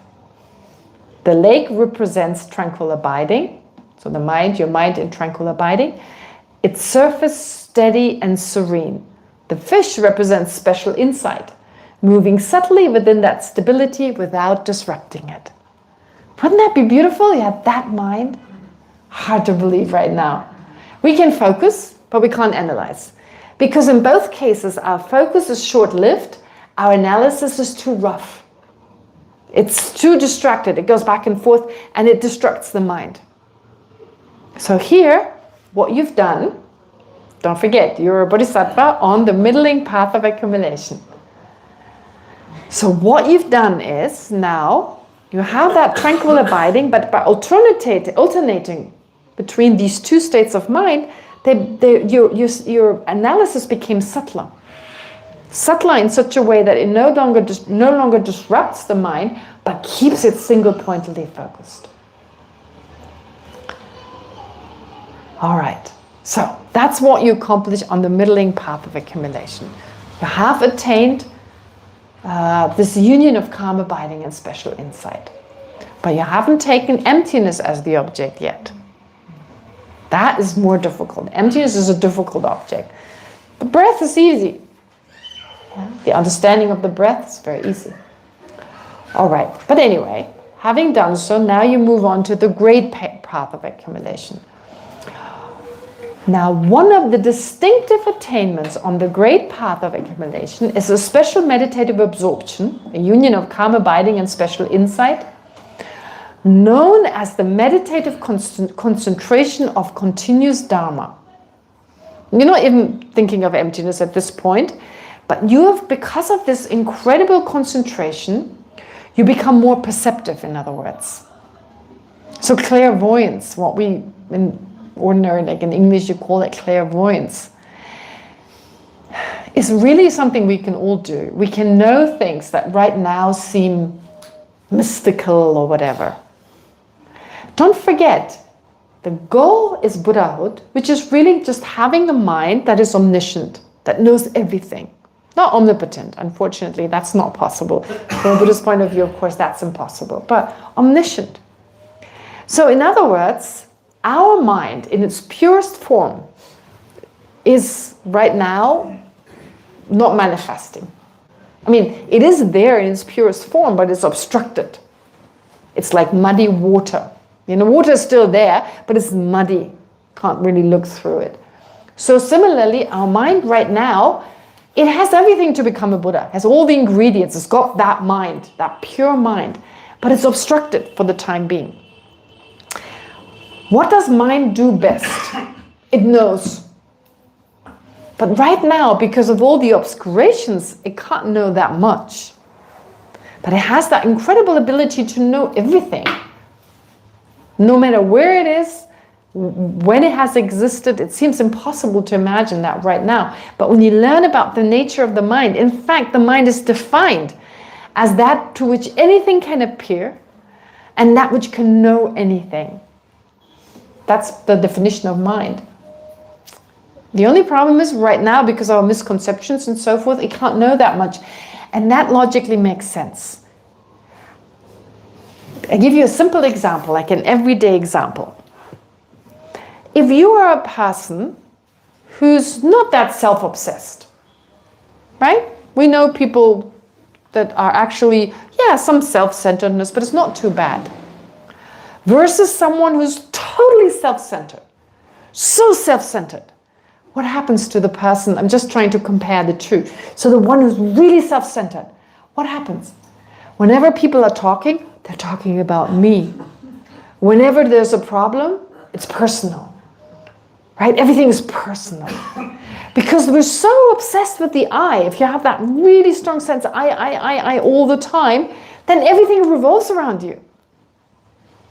And you don't see others any longer. You don't see their problems. You're too busy. You can't put yourself into the other person's shoe. You're so busy with your own shoes. You're so stuck in your own shoes, right? And I guess we can all understand that because we had our moments. I'm not saying we're all terribly. We all had our moments when we're really just focusing on ourselves, right? And the others were like, they might as well not be existent. And somehow it was all around us. So we're not very perceptive, obviously. You notice? It's like we misinterpret everything. It's all about us, and people talk about us, and this is personal, and that is personal. We don't see the other person's, so we just see our own standpoint. You see how the mind, because of that obsessiveness with the I, can no longer see things, really. But when that is reduced, the mind, what can it do best? It can know. And it looks at other people. It pays more attention. Maybe it has more attentiveness to read their faces, micro expressions and all that. Or like the energy of the person, the way they move. If you're not so busy with yourself, you've got enough attentiveness to focus on others. And people would say, oh, this person is so perceptive. Whoa, the stuff you pick up. It may happen, right? You have your moments. Maybe you're on drugs or LSD or something and that's what they have. I have no idea. But it's in those moments when we're not so busy with ourselves. So taking that simple example, well, imagine self-centeredness is totally gone. Okay, in this case, it's still there, but your mind is so focused now that it's not disrupted by self-centeredness at the very least. So when you're on the great path of accumulation, you still have self-centeredness, but you have so much control of your mind with that level of concentration you have achieved that you can totally focus on anything but self-centeredness. Still there, but it's less of an issue. And then you start seeing things, you perceive things, you understand what another person is thinking. Even now sometimes we know, right? I mean, there are people who are born with these abilities and sometimes they make a lot of money from it. But they must have developed that at some point, possibly in a previous life, right? And we also sometimes, we don't trust our intuition. Sometimes we trust it rightly and sometimes we don't. I sometimes think I have an intuition and it's not. I was totally wrong. I just don't know when that's the problem. I can't distinguish. But there are some other times when I just know I need to do this and it's the right thing. Yeah, sometimes crazy. Sometimes I know something and then I'm like, where does that come from? But the next moment it's gone. So my mind does what mind does best. Sometimes I know there's someone in front of my door, but I didn't hear them, and I open it and there's someone. It happens very rarely. And we all have that experience. Because we have a mind, that's what it can do best. But the point is, once you develop these types of concentrations, it comes through very powerfully. Which means, on this next level, you generate a special meditative concentration where you're now able to receive oral instructions from beings far away in other world systems. Right? Imagine, okay, this was before internet, when this was really huge. Now you can at least find a YouTube video. They're not on a different universe, but they may be in a different part of the world. So it's kind of like, yeah, you're better off than it was in the past. But it's not just about that. You can actually, because it's said that, of course, there's not just this world. And modern science very much supports that. There are other worlds. Buddha talked about that 2,600 years ago. Like, of course, there's life on different planets. We just haven't been able to go there yet or haven't been able to communicate yet. Definitely, absolutely. The texts are full of talking about these other solar systems. I mean, how many solar systems are there? Trillions, right? How many galaxies? No, how many solar systems are in this galaxy? Oh yeah, it's millions. So like our sun, there are millions of suns somewhere else and probably like this Earth, similar at least. And it's said that there are Buddhas in those different places. In some other places, they're just teaching, they're just arrived. Teaching like Buddha Shakyamuni did 2,600 years ago. So there's endless worlds with other sentient beings. Well, wouldn't it be nice if I could just travel to this other world and there's someone like Buddha Shakyamuni, and the power of such a Buddha, it's not like enlightened beings nowadays. They are enlightened beings, but our karmic obstructions are different. But if you reach that level, and you can go to these worlds where these Buddhas are around. Whoa, those are some powerful teachings. Not like a YouTube screen or something. It's the real deal right in front of you. Yeah. So we can't travel there, but mentally they can perceive that. It's not saying that they can travel there, but they, through this ability, their mental ability, they can actually hear these teachings. That's what you reach on the middling part. Wasn't that great? I need a teaching. Which universe am I going to think of, right? I mean, it seems a little bit far-fetched, but honestly, I mean, what the mind can do is incredible. So that is called the meditative concentration of continuous Dharma. You can continuously receive Dharma teachings, in other words. You're mentally just connecting to that. So therefore, you must have realized, you must have first generated the union of calm abiding and special insight before on the middling level, that now on the great level, you can utilize that union to receive these Dharma teachings. I suppose just focusing on whatever Buddha is giving a teaching, whatever teaching I can benefit from, and that's what you receive. Don't ask me how that works. But it just does. The mind just perceives. So through this meditative concentration, bodhisattvas are able to receive oral instructions from Buddha's teaching in other world systems. These Buddhas, like Buddha Shakyamuni, performed the 12 enlightened deeds and introduced the Dharma in their respective realms. Having purified the obstructions that prevent direct vision of them, bodhisattvas can behold these Buddhas directly and receive the teachings in a continuous and uninterrupted way. So basically, through your incredible love and compassion, of course, we've neglected, well, not neglect them, but we haven't mentioned them, but also your focus. Those two combined, you have this ever deeper love and compassion for other sentient beings. It's all living beings. Remember, that's your main focus. And at the same time, your mind has tranquil abiding and a union of tranquil abiding and special insight. So in that way, your abilities multiply in such a way that you can even receive teachings in the way just described. Moreover, the criterion for entering the next path, the path of preparation. So when do you move on to the path of preparation? It's the cultivation of a union of tranquil abiding and special insight that realizes emptiness, that conceptually realizes emptiness. So you need to practice now. Before you've reached the path of preparation, now on the great path of accumulation, you must train in developing such a union, taking emptiness as its object. So in the beginning, you don't have the union. You focus on it single-pointedly. Okay, so as before, you alternately generate tranquil abiding and analytical wisdom. Yet this time, instead of taking the image of a Buddha, for instance, as your object, both mental factors conceptually realize emptiness. And you can't bring them together first. You switch back and forth and back and forth. Makes sense, doesn't it? Right? So previously it was whatever. Now it's emptiness. A very difficult object, not easily understood. You have understood it, but there's still room for improvement in the sense that you now bring it together with focus. So it's like the candle in the room. Now you're stabilizing it. It's still not shining very brightly, but it's stable. Makes already a huge difference. Okay, so yet this time, instead of taking, after prolonged alternation, tranquil abiding and analytical wisdom become concomitant mental factors. They become the function of one mind without having to alternate. One mind. So mental factors just means mental functions. And concomitant means they are part of the same mind. Not an earlier moment and a later moment. No, one mind. So they're concomitant. That's like the technical language. But like they become part and parcel of the same mind. Each conceptually realizing the lack of intrinsic existence. Both of them. Right? So it's the focused mind and the analytical mind. They're now all part of the same mind, all realizing emptiness conceptually. Once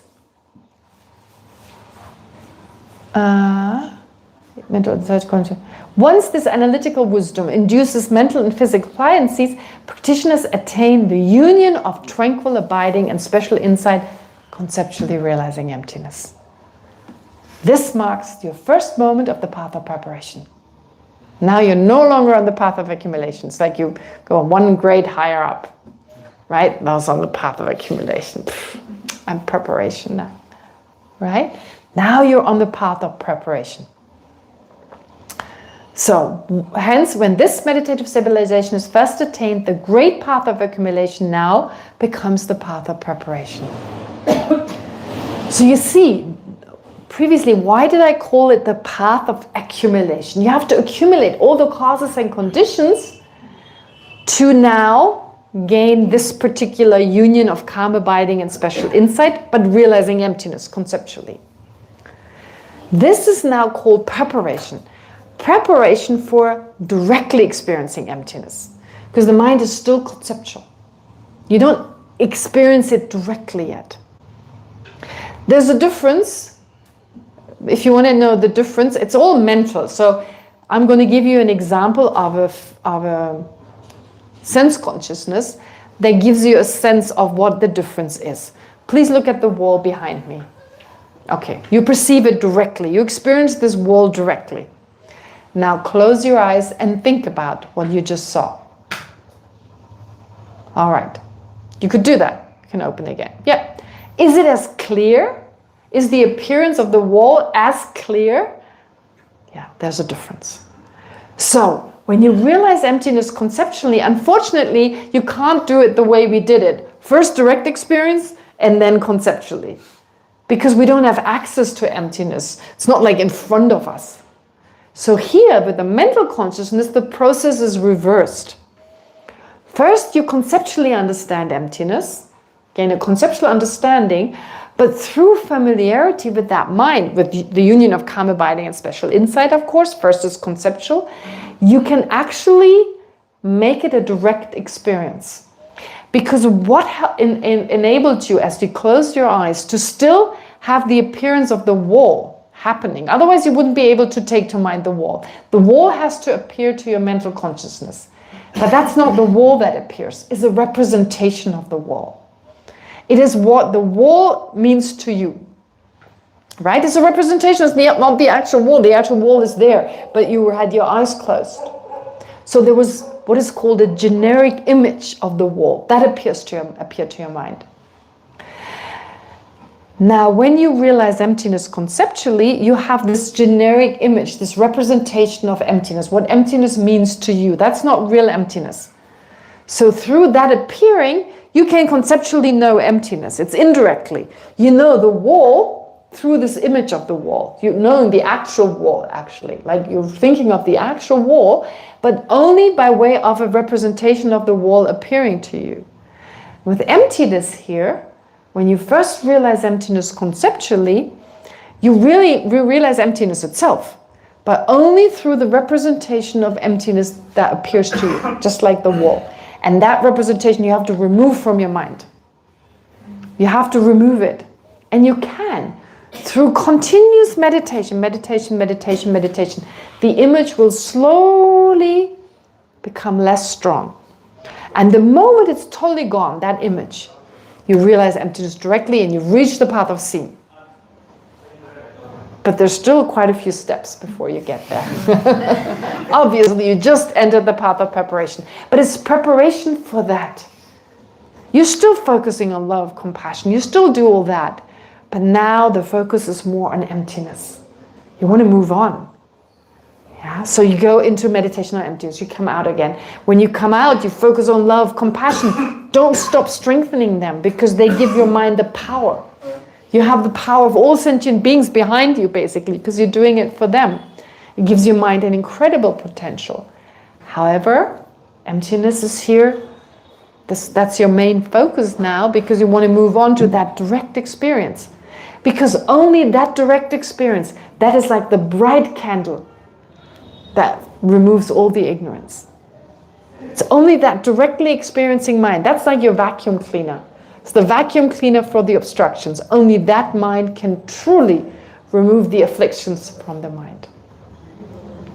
Does that make sense? So it's not that difficult. It sounds very complicated. But if we take the time to go through it, we can all understand that. So the different paths, the different levels, they're only complicated because we don't go through them step by step to understand how one leads to the next, and how logically it makes sense that this is possible. Maybe difficult to believe we can do that, but that's why I ask you to visualize you can do it. Right? Okay. You can still follow, right? Okay. You ready for the path of preparation? Okay, let's move on. Okay. So, the path of preparation is so named because it prepares the mind for the path of seeing, which is the direct, non-conceptual realization of emptiness. As mentioned above, entry in the path of preparation occurs with the first attainment of the meditative stabilization, that is a union of tranquil abiding and special insight, conceptually realizing emptiness. This we've understood. Now, it's subdivided, of course, because it's not that easy to go from one to the next. So you have 4 levels, 4 successive stages, each further divided into small, middling, and great. Never mind, it doesn't even explain what they exactly are. But the weaker ones, middling, and then stronger one. I haven't come across really an explanation of what the difference is. Only in the last level there's more explanation. Okay, and then there's 4 levels and they got funny names. Heat, peak, forbearance, supreme mundane dharma. It all makes perfectly sense why they're called that, but it's a little unusual. Heat, peak, huh? All right. The union of tranquil abiding and special insight, conceptually realizing emptiness on this path, differs, of course, very much from the mere inferential cognizer of emptiness attained when emptiness is first realized on the path of accumulation, or earlier. Of course, that just it's such a distracted mind. Unlike that initial cognition, it is free from mental excitation and laxity. It's also a deep, vivid, and powerful perception that has already subdued coarse dualistic appearances. So the sense of like the object here, the mind here, the object over there, it's like it's become closer. Usually we have a sense of a bit of a distance. Here's my mind and there's the object. We're not really absorbed in the object. Unless we have like a special absorption for a few moments, we're totally absorbed. But usually there's a bit of a distance. Plus, for instance, when we're conceptually thinking of something, there's always the generic image in between. That also creates a distance. Like the wall, it's not like the actual wall, it's just something appearing to your mind. So the quality of mind is different. But here you've already overcome that coarse duality, that kind of distance between mind and object. You're already moving towards removing that duality. But as you advance to the 4 levels of the path of preparation, these dualistic appearances, such as the appearance of the generic image, that representation of emptiness, become progressively more subtle. Right? The mind moves closer and closer to the direct experience. Nevertheless, the clear appearance of emptiness on the path of preparation is not the same as that on the path of seeing, obviously, otherwise we wouldn't have to move on to the next level. On the path of seeing, emptiness is realized directly and non-dualistically, whereas on the path of preparation, it is still known conceptually through the medium of such an image. That's the main difference between the two, right? And of course, love and compassion, they're strengthened, they're ever strengthened as you proceed on. And it seems like in the beginning, once you have great compassion, you're done. Put that aside and focus on other things. But that's not how it works. There's a lot of room for improvement. Grow stronger and stronger and stronger. So basically you divide your day, your practice into the method aspects, love, compassion, bodhicitta, and emptiness. Right? And His Holiness has been saying this for years. My practice is bodhicitta and emptiness. So basically telling us that's what your practice should be. Divide your day into some emptiness, something emotional. Emotional, love, compassion. You have the rational, you have the emotional. Right? And we all have this basic component. We have the rational, we have the emotional. We have both. And they work very well together, but in a very negative way. For instance, not so rational, but it's still that kind of analytical factor. I'm really happy, sitting in this room and you say something like, you tell me you're really self-centered. That's a huge abuse for a Buddhist, right? You're so self-cherishing, you're so self-centered, right? In the West, they're like, yeah, sure I am. Why not? Someone in the West may not think that's so bad. But anyway, you say that to me. And there's no emotional response initially. I'm still smiling, right? And then slowly, the smile fades. And what is happening in my mind? How dare they say that? Analysis, rational. Not that rational, but it's that kind of function. How dare they say that? I've been doing this and that for them. I've been, how can they think that? I'm looking like a bodhisattva. How dare they right? I tried to look like a really kind-hearted person. How could they not be fooled by my and then an emotional response. What is it? Anger. We're very good at these two. These two components of the mind we use all the time. Rational emotional response. Now we're using the same, but in a positive way. The rational focuses on reality, the emotional focuses on love and compassion. Right? Same idea, but without that extra self-centeredness, where everything emotional becomes distorted, becomes extreme. Instead of love, we have attachment. Instead of maybe moving away from that which harms us, we have anger. Right? So all our emotions, they're extreme now. They're extreme versions because of this extreme sense of self. That's why our afflictions are really just extreme factors of emotions that could be so wonderful, like love. I wish you to be happy. Turns into attachment. I wish you to make me happy. Right? Some similarity, but also huge difference in some way, right? I feel close to people, not because I want them to be happy. I want them to make me happy. Okay. Anyway, so on this level, we utilize these two components of the mind, the rational and the emotional, in a really effective way. Rooted in reality this time. Rooted in reality. Understanding how I exist, how you exist, and love and compassion is the natural consequence. It doesn't make any sense, actually. Now we understand hatred and resentment and attachment don't make sense. They're not rooted in reality, which is why we suffer. Right? It's like the food we eat. The food that is good for us, that's naturally good for us. If we eat that, our mind is balanced, it's happy. Our body is healthy, it's calm, doesn't get sick. If we put the wrong food that's not natural to us, we experience an unnatural response, which is sickness. The symptoms of sickness. Similarly here, our suffering is just a symptom of our misconceptions. Yeah? So now we're undoing that. That's all we're doing. Setting things right. By understanding emptiness, of course, most importantly, but also other things that go along with that. Here, though, the focus is on emptiness. All right, so we are on the path of preparation. We've got that union, and by definition, we are now on the heat level. That's the first of the four. And newly attaining the path of preparation means newly attaining the heat level. Why is it called that? Well, it's the level of the path. It's the first, as for its name. So the first moment of the heat level of the path of preparation is the very first moment of the path of preparation itself. As for its name, the meditative equipoise directly realizing emptiness, first attained on the path of seeing, is likened to a fire that burns away the obstructions. So when we reach the path of preparation, we feel the heat. It's a bit like that. We're moving closer. Yeah, it's just this kind of poetic name.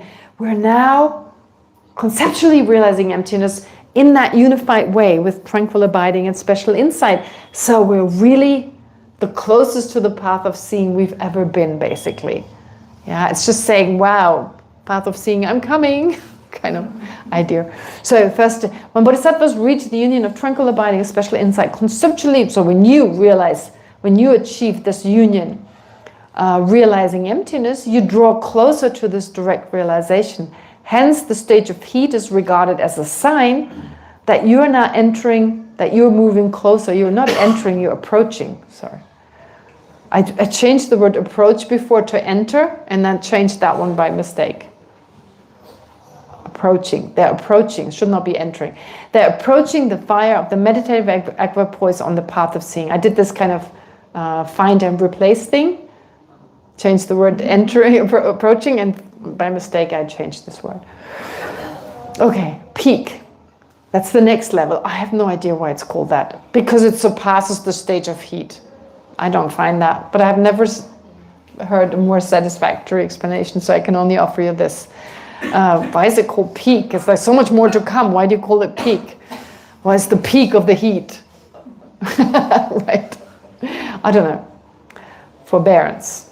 It's the next level. The reason for the name of this level is that bodhisattvas attain a type of forbearance or endurance that is free from fear of emptiness. It's interesting, you may think, oh, once you conceptually realize emptiness, there's no fear of emptiness. But honestly, I mean, if you think about this, initially there's a lot of fear of emptiness. It's almost like someone pulls the rug underneath your feet. What you so believed in, the solid I. Everything has been revolving around that. And people who meditate on emptiness, even for the first time, report fear. I'm losing myself. Because the sense of self we have is that exaggerated sense of self. We're not in touch with the self that actually exists. So it's almost like you're disappearing. Of course you're not disappearing, you're still there. But what we identify as the self is far from the existent self, is that projected self. And when that is negated, it's almost like it seems like we're disappearing. And fear arises. It's had to be a good fear. And you have to just hold on to it. But I've heard people who did a meditation maybe for the first time and they said it was so scary. It was scary. Actually, it's a good sign. You're going in the right direction. But yeah, fear is very much accompanies you. And up to this level, there can still be little fear. I mean, it becomes very subtle. Not like I'm no longer meditating, I'm so scared. It's not that kind of fear, but just a subtle fear can prevail, can remain until the third level of the path of vibration. That's when the fear is gone. No longer any fear. So imagine, yeah, meditation is fun, a lot of bliss, a lot of pliancy and all that. But a little bit, just due to the habit. Because self-centeredness is still there. You haven't removed it totally. It's not out of control, but it still pops up because of our habit. It's probably just a few seconds and then it's gone again, but it still pops up. Even anger can still pop up, but it's not like hours on end. No, it's probably just a few moments and you can let go. From the forbearance level of the path of preparation onward, bodhisattvas can no longer be reborn in the lower realms. Until that level, it was still possible. But, this is on page 34, you can no longer be reborn in the lower realms, like the hell realm, the preta realm, or animal realm. Now, people often ask about this. Wouldn't it be nice if the hell realm was really just symbolic? Right? Makes so much more sense. Like to think of a real, it's kind of like, going back to Christianity or whatever else, right? I mean, that was very much part. Preta realm they didn't talk about. But like the hell realm, that's like, I moved away from that scary bit. And usually a lot of people try to avoid it. But I think especially when we have a hard time with something, we need to look at it closer. Because I believe it's also our sense that there's an objective reality. There's like a hell you could buy a ticket to go to kind of idea. But going back to everything exists subjectively, right? This hell, it's not actually a place we could now perceive as humans. For instance, I sometimes, when I walk back after class and I watch these dogs, on the path, doing what dogs do. And sometimes they're vicious, if one of the female dogs, if they're on heat, like these dogs are like, whoa, what's going on? And I'm thinking, it's crazy, we're sharing the same place, but their life is so different from mine. So different. The Dharma, I met this precious Dharma, these methods that's so beautiful, that give me so much happiness. And they don't have any of that. So we share the same space. I don't see what they see. They don't see what I see. I don't know what's going on in their mind when they're attacking other male dogs, for instance, or they're running after this female dog, like there's nothing else. Very different experience. I have no idea what they experience. And likewise, they don't know what I experience. You see? So it's like, yeah, I see them. Okay, that's the difference. They see me, I see them. Well, they sometimes seem so busy, I don't know whether they see me. But the point is, now think of bacteria or like subtler animals like really tiny, that probably can't see us, see a blur. They don't really see us, they're too small. We don't see them. Do they exist or not? Yeah, they do. At least we can perceive them with a microscope, for instance. So, therefore, we believe in the existence of these subtler types of life. Why do we not believe in other types that we just don't perceive with our sense consciousnesses? Nowadays, there were many philosophical schools in India. Many. Besides the Buddhist. And there was one called the Charvakas. Have you ever heard of the Lokayatas or Charvakas? They were a school that didn't believe in anything spiritual. They didn't believe in reincarnation. They only believed in what they saw. There was a spiritual system in India. And Buddhists debated with them. They debated with each other. So they believed only in what they saw.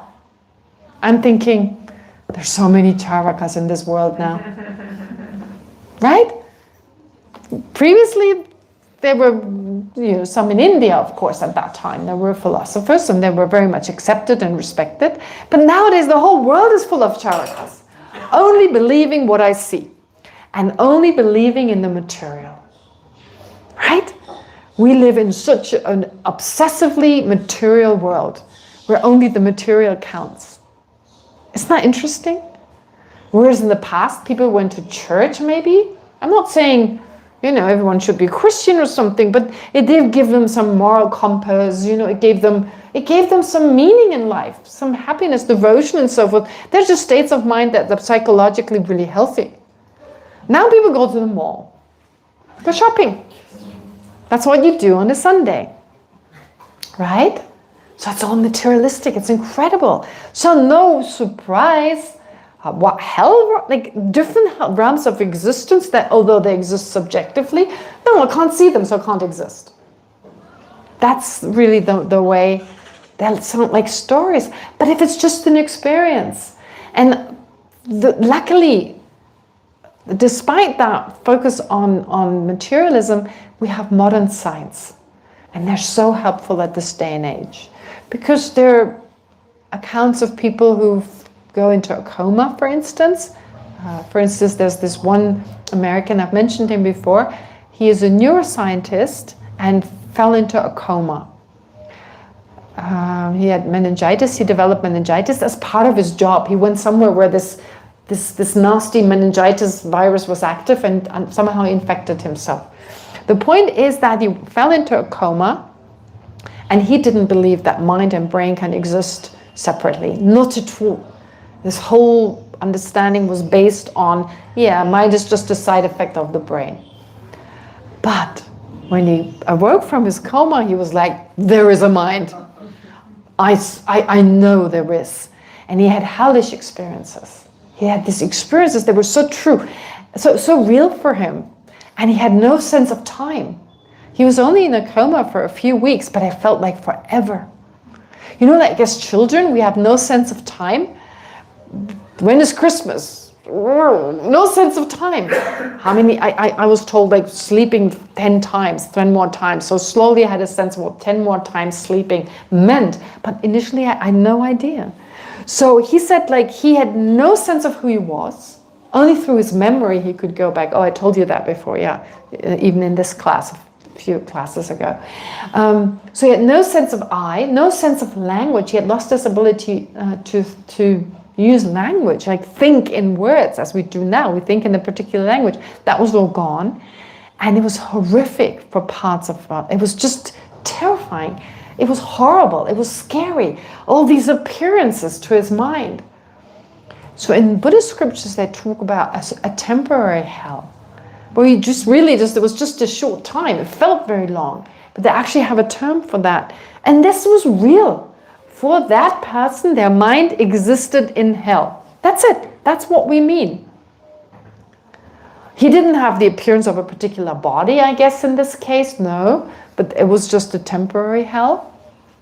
But it's really that your mind is in a particular state, experiencing a particular reality, as we do right now, and it's not an objective place. It can be here. The living beings who experience this, we experience something else. It's a different realm of existence, and that's the word they use. If we think along these lines, and I find that example of this neuroscientist really helpful, because he was someone who didn't believe in brain and mind existing separately. And through his experience, he was told there was hardly any brain activity, but his mind was very active. His brain just was what comatose brains do, not much. But he saw things. He had these experiences going from here to there and everywhere. And now when he came back, totally different person. Yeah. And then people with near-death experience, very similar. Unfortunately, usually I don't want anyone to fall into a coma or have a near-death experience, but the advantage of that is now you know. And no matter what other people tell you, they even say that this experience felt more real than your everyday life experience. Now it seems so real. But if suddenly there's something that it feels more real, especially in near-death experiences apparently, which is a whole different category, they feel more real. And we never even think of death. Isn't that absurd? Isn't that absurd if you think about it? There's this incredible experience that feels more real than your whole life. But we never think about that. Everything revolves around this existence that doesn't even last that long. So modern science, in that sense, there's that materialism.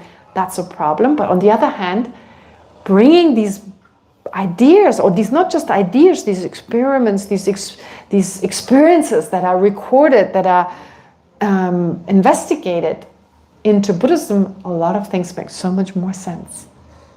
Yeah. Anyway, all right. That should do. So let me just, I'm done. So 34, I did how many pages today? Around almost 4? I'm trying to get to 5, but never mind, that's okay. I did bombard you with a lot today. So let me just briefly summarize to not lose sight of what we're doing. So you, don't forget, you have generated great compassion for all sentient beings. Now, the focus is on all their well-being. That's your main intention. That's your main focus, basically. And based on that, you've generated the wish to become enlightened, because that's the most beneficial way to become enlightened, to fulfill your most important wish to be of benefit to all sentient beings, as a means to fulfill your desire to help sentient beings overcome their suffering. You've entered the path of accumulation. You've also realized emptiness, either before you entered the path of accumulation or while you were on it. You applied all the reasoning, however long it took you, but it didn't matter how long it took, because you did it for all sentient beings. So there's no kind of ambition, like I need to. No, you do what needs to be done, you're relaxed, you're happy, you're calm, with incredible inner joy. And so you do that, and then eventually you move on to the next level when your bodhicitta is very strong now. It can no longer be lost. It's now, it's called gold-like bodhicitta, that kind of bodhicitta.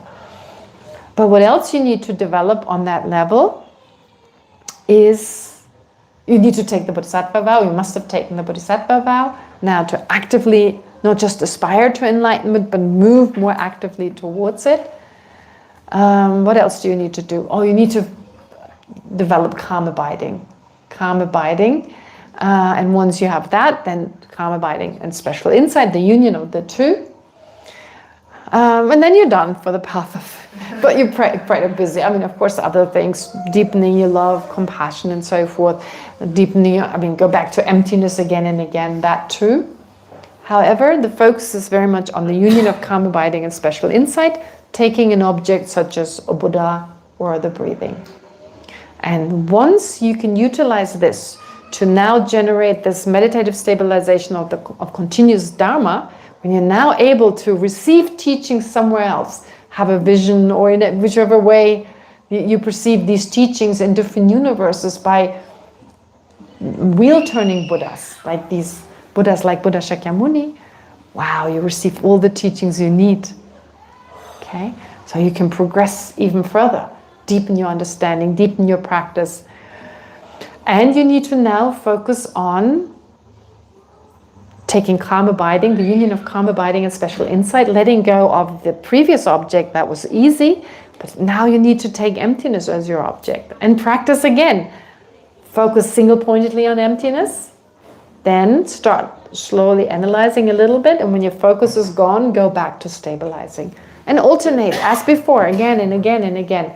And once you have that special pliancy arise again as before, but this time with emptiness, then you have reached the next level. You have reached the union of calm abiding and special insight, conceptually realized. By definition, on the path of preparation, on the heat level. Yeah. So heat, you continue peak, and I don't really know what's happening on these two levels. Unfortunately, they're always just mentioned, but I guess everything is just strengthened. Right? It's strengthened. It's like you become aware of like moving towards the path of seeing, and that peak level of that level, you achieve that. And then from Baron's level onwards, there's no longer any fear, emptiness, which you previously might still have on a subtle version of that. Moreover, you can no longer be reborn in the lower realms. Impossible. Oh, this is where we got to. So the lower realms, as in your mind, cannot have a very subjective experience of a hellish life or a preta life and so forth. All right, that's it, done.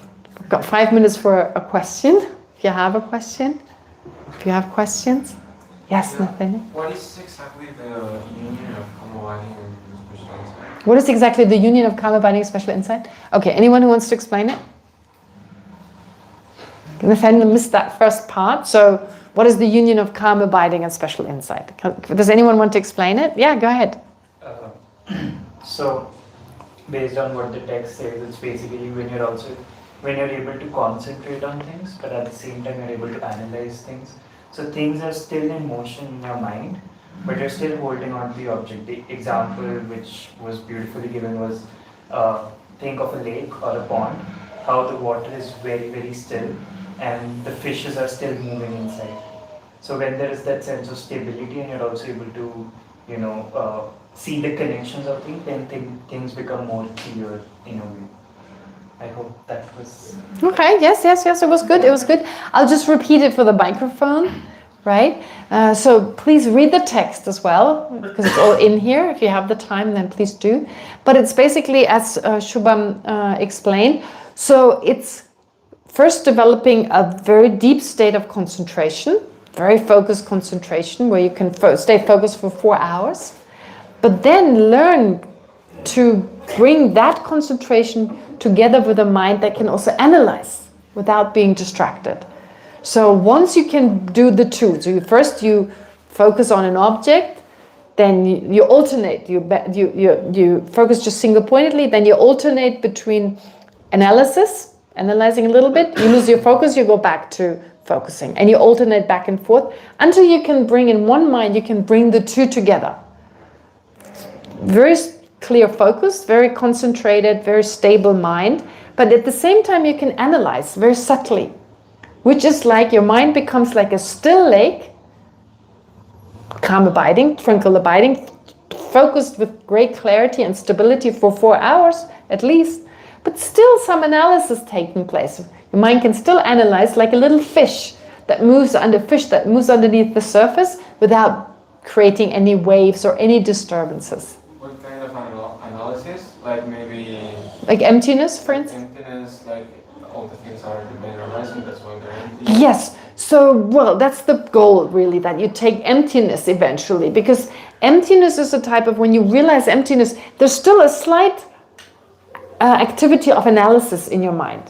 There always is, because it's such a difficult object, and you're realizing the emptiness of all phenomena eventually. So you're realizing emptiness, and there's still this function of analysis there, but this time you're bringing it together with this incredible deep state of concentration. And that is the most powerful way to realize emptiness, especially when you do so directly. Does that make sense? But if you read it again, it'll become clear, I think, from the text. Yeah. Do you have the text? Yeah, I do. You do, okay. All right. Yes, please. You mentioned these special powers on the path of accumulation. Are you referring to the 4 concentrations and the 4 absorptions? With the special powers, am I referring to the 4 concentrations? No, that's different. Okay, so this is something he's addressing here. Previously I spoke about just the union of calm abiding and special insight, right? But there are deeper concentrations than that. Even deeper concentrations that we don't necessarily have to achieve. However, it's possible to achieve them. Some practitioners do and some don't. And they are also associated with different states of existence, that if we attain these deeper states of concentration, we can be reborn in states that are called form realm and formless realm. Now, right now, we're in a place called the desire realm. Duh. Our whole life revolves around desire. Right? Really, desire makes the world go round, especially at this day and age. However, there are other states of existence, and again, they're subjective, totally subjective. They can exist in this very space, if you like, considering that this is also, of course, subjective. But the point is that there are other states of existence, and you're born there as a result of very deep states of concentration. And even before Buddhism, or even outside of Buddhism, in many non-Buddhist, especially in the Indian traditions, they have very sophisticated systems that very much encourage the rebirth in these states, in these form and formless realms. From a Buddhist point of view, not a good idea. It's better to stay in the human realm with enough suffering so you can generate good old renunciation. Too much bliss is not a good idea. We may seek it, but it's better to be actually, especially at the stage we are in, to be in the human existence where we have a healthy balance between suffering and happiness. Because these other states where you can be reborn, where you have incredible happiness, they're considered not to be a good idea because you get attached to them, you get trapped in them, and they're still part of samsara. And sooner or later you come down from them. When the good karma is exhausted, you return to this existence. And we've all been reborn in these states because there's no state that we haven't been in. We have all experienced them, and see where we are right now. Good old desire realm. So might as well start from here and utilize these concentration. The first one is very important, but the other ones, having them or not having them, are not that important. So yes, that's the difference. So they're just deeper levels of concentrations, even deeper ones. Yeah. I seem to remember somebody saying at some stage that you actually need the fourth absorptions to become Buddha. You do automatically accomplish them, but you don't have to make an effort right from the beginning. So once you become a Buddha, you automatically have these states of concentrations, but there's no explanation like on the path of accumulation you have to achieve it, or on the path of preparation. It's kind of like it comes naturally, I guess you could say. Whether you train in them or not, your mind just becomes so trained that eventually you just pick them up. But the first one you have, the one that we've been discussing today, the union of calm abiding and special insight, that is part of the first level of the form realm. That you have to consciously develop. There's no way around it. However, it's sufficient to work on that, and the rest, like I said, will develop. There are some explanations, I don't remember all the details. It will come later, which one you'll achieve and so forth. But anyway, that's not important here. And as a Buddha, you will automatically attain all this, All right, great. So let's dedicate whatever positive potential we've accumulated, that it not get destroyed by anger or mature into something meaningless. So let's dedicate it. But before dedicating it for our own enlightenment, let's pray for the long life, the long and healthy life of our great lamas who are still around, teaching us and inspiring us. So here we're just mentioning His Holiness, but we should focus on all the great lamas. May they have a long life. In this snow-encircled land, you are the source of benefit and bliss. Avalokiteshvara Denzin Gyatso, please remain in life until samsara ends. May the precious Bodhi mind not yet born arise and grow. May that born have no decline, but increase forevermore. May the precious view of emptiness not yet born arise and grow.